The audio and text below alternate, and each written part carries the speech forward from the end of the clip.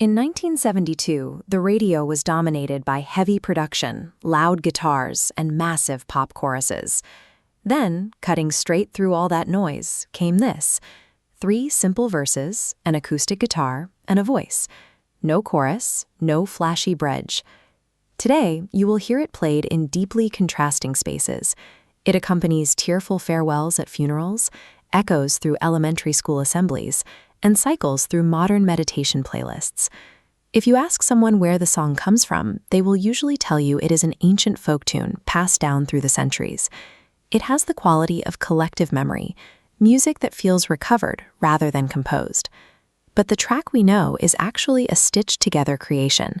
It is the collision of a forgotten British children's author, a rising pop star recovering from a near-death experience, and a 22-year-old session pianist improvising in a London studio.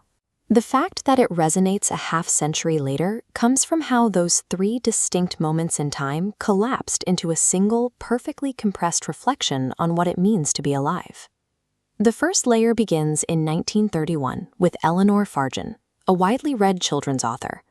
The editor of a small hymnal approached her with an old, wordless Gaelic folk melody from the Isle of Mull, known as Bunessan. He needed her to write English lyrics to match the notes. Farjeon chose her words with incredible precision. Look at her opening line: "Morning has broken." She avoids describing the dawn as a soft or gentle transition. She uses broken to frame the sunrise as something cracking open, light forcefully pushing its way into the world. She then connects the dew on the grass and the singing blackbird directly to the Garden of Eden. In her verses, each sunrise is a literal recreation of the world, a daily reenactment of Genesis playing out in ordinary gardens. We find the second layer nearly 40 years later in London. Cat Stevens was in his early 20s, building a reputation as a pop hitmaker. He had a record deal, chart momentum, and a lifestyle moving at maximum speed. That trajectory stopped completely in 1969. He contracted a severe case of tuberculosis. The illness pulled him entirely out of the music industry and confined him to a hospital bed for months. He had to stop moving. He was forced to be completely still. Surviving that illness stripped away his interest in superficial fame. When he emerged, his writing turned inward, searching for meaning. This brush with mortality made him the ideal performer to eventually discover Farjeon's hymn. He knew firsthand what a profound privilege it was, simply to wake up and see the morning light.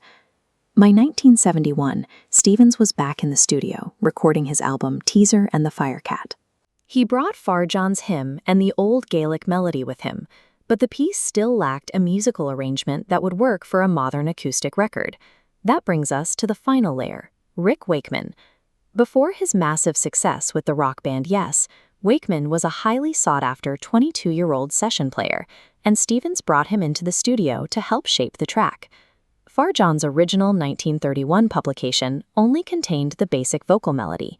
Wakeman sat down and composed the cascading piano intro entirely from scratch, inventing those iconic opening notes on the spot. This visualization maps the exact audio waveform of Wakeman's piano intro. Instead of relying on standard rock chord progressions, Wakeman plays a rapid, ascending sequence of notes that continually rise in pitch. That rising sequence functions as a form of auditory biomimicry. The structure of the notes psychologically mimics the physical sensation of the sun breaking over the horizon. The music literally sounds like a sunrise. Over this brilliant piano foundation, Cat Stevens added his gentle acoustic guitar. He kept his vocals unhurried and restrained, trusting the weight of the lyrics rather than trying to oversing them.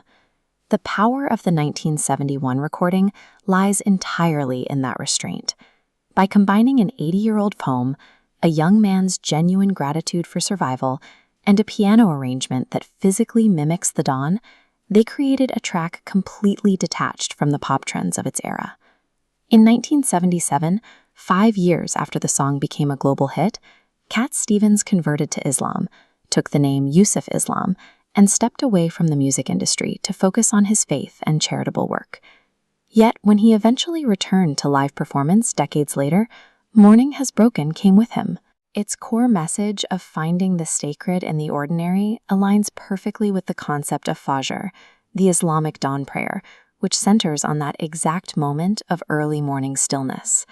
That stillness is increasingly rare. Today, we wake up and immediately reach for screens, flooding our brains with notifications, news feeds, and digital anxiety before we even register the angle of the sunlight. The song offers a counterweight to that noise. It operates as a 3-minute practice of presence, demanding focus on immediate, tangible details: the singing of a specific bird, the wetness of the grass, the physical fact of being awake. Mourning has broken outlast generations and crosses cultural boundaries because it strips away theological labels. It reminds a distracted world of a simple truth: that waking up to a new day is an astonishing, repeated miracle. Thank you for listening. Please like and subscribe. It really helps us.